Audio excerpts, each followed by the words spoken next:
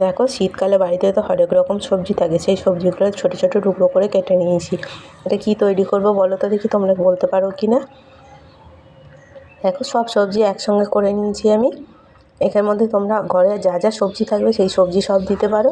আমি এখানে বাঁধাকপি, গাজর, বিট, পেঁয়াজকলি, বিনস এই কটাই নিয়েছি।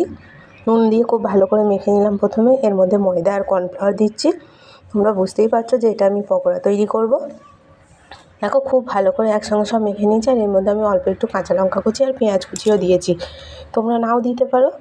সব একসঙ্গে খুব ভালো করে মেখে নিতে হবে, এর মধ্যে যেন জল না থাকে। দেখো মাখা হয়ে গেছে, এটা বলের আকারে আমি গোল গোল করে করে নিচ্ছি। তোমরা লম্বাও করতে পারো, চ্যাপ্টাও করতে পারো, যেমন শেপে করতে ইচ্ছা তেমন করে নিতে পারো। সাদা তেল গরম করে দিয়েছি, এক এক করে পকোড়াগুলো দিয়ে সব লাল লাল করে ভেজে তুলে নিচ্ছি। এই পকোড়া চা, কফি বা সসের সঙ্গেও খেতে পারো, অসাধারণ লাগে। রেসিপিটা কেমন লাগলো কমেন্ট করে জানিও। ভালো লাগলে লাইক, কমেন্ট, শেয়ার করো আর সাবস্ক্রাইব করে